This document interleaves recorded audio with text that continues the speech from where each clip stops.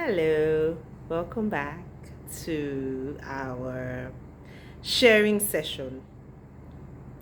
Now, numbers 18 to 20 was, yeah, it was a bit sad. It ended on a sad note for me. I don't know about you, but yeah, well, let's get into it. I know it started with in chapter 18, God giving instructions about the priestly duties. Did you notice that here God spoke directly to Aaron? Normally, he would speak to Moses and Aaron, or Moses to tell Aaron, but now he was speaking directly to Aaron. And I feel because this had everything to do with like the priestly conduct, so he gives him the duties of the priests and the Levites, and he also talks about the support that he provides for them. Aaron and his son were to be held, and his sons were to be held responsible for any priestly violations. So they had to take it really seriously because anything that got out of place in the whole sort of priestly order, they would be held responsible.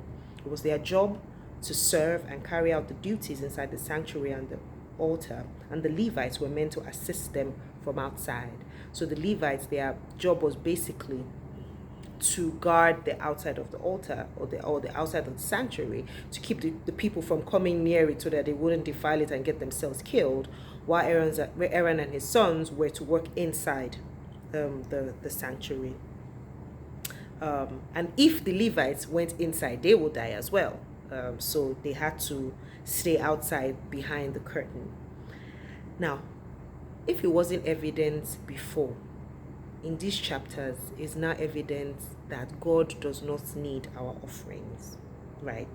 We see clearly that all the animals, the grain, the flour, the oil, the wine, that wasn't meant as a part of the burnt offering to God was for the Levites.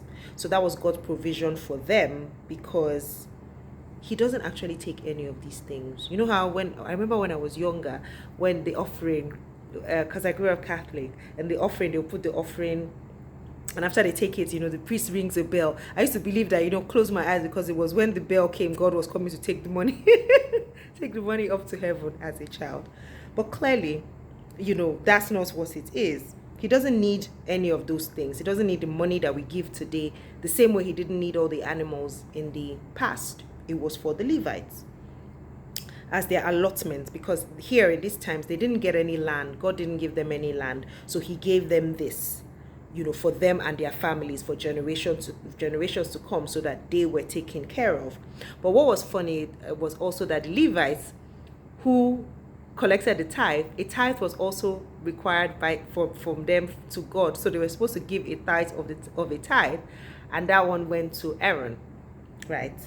They were also to treat the holy things or the holy gifts as holy, and not to defile them, or they will die. Now in chapter 19, that was all about the water of purification. It talked about the whole process for purifying someone who had defiled themselves by touching a dead body. And then we see that Miriam died in the desert of Kadesh. Now, from the calculations, that was like 38 years later from the last, where, the instruction were given. So 38 years later into the journey, Miriam dies, and she's buried there. And there was no water, and the people rebelled against Moses again. One would think that they would have learned their lesson. And for me, this actually really perplexed me. But then I thought about it. If it was 38 years, because remember that the Israelites at this point are still under that commandment to say that none of you are going to see the promised land. So to be honest, they were going to wander until that generation died. So to be honest, at one point I kind of got desensitized to all the deaths, because I was like, well, you guys, you are still going to die, so you might as well get on with it. Because I was like, how would people still rebel? But then maybe this was a generation who didn't know about the former rebellion, or they had forgotten about it. I don't know. And then God told Moses and Aaron told Moses to go and take Aaron's staff. I believe it's that budded staff from the Ark of the Covenant, and assemble the people before a rock and speak to it to demonstrate his holiness. But an angry Moses, because by this time he had had it, took the staff and told told the children of Israel, must we bring out water from this rock for you? And strikes the rock 2 times for water to come out. And this was Moses's Waterloo, because God became angry with Moses. He says, I asked you to speak to the rock. Why did you hit it? And then so Moses was now subject to the same fate as the Israelites, and he too would die in the wilderness, and he would not enter into the promised land. Now, when I thought, strike the rock, I now remembered in Exodus 17, when there was no water, God told Moses, strike the rock. So for me, I was like, was it that he was maybe too annoyed or whatever? He didn't, or he just thought, the last time I struck it, so I'm going to strike it. But what came to me was when he said, must we bring out water?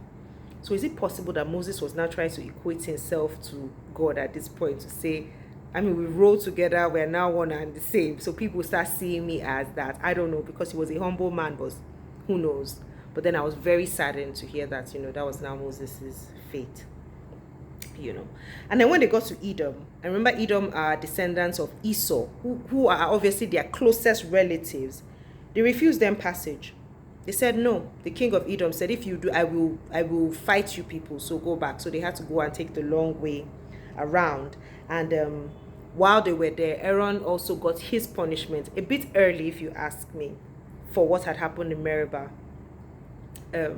And so God had said, you are not going any further. So he asked Moses to take him and his son Eleazar up to Mount Hor, and then he took Moses' garment and put it on Eleazar. When the garment was removed from Aaron, when the garment was removed from Aaron, he died and was buried on Mount Horeb, and Eleazar became priest, and the people were so sad that they mourned him for 30 days. Now here's what the lesson that I learned, or the character of God I took away from this. God is consistent. There are definitely always consequences to sin and rebellion, as we've seen over and over. But even then, God doesn't change with different situations. He still tempers justice with mercy. He calls sinners into the kingdom, and then he works with them regardless of who they are or how they are. He still makes his will done and keeps his promises. Isn't that so comforting to know?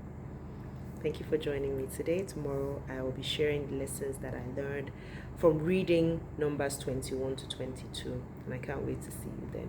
Have a nice evening.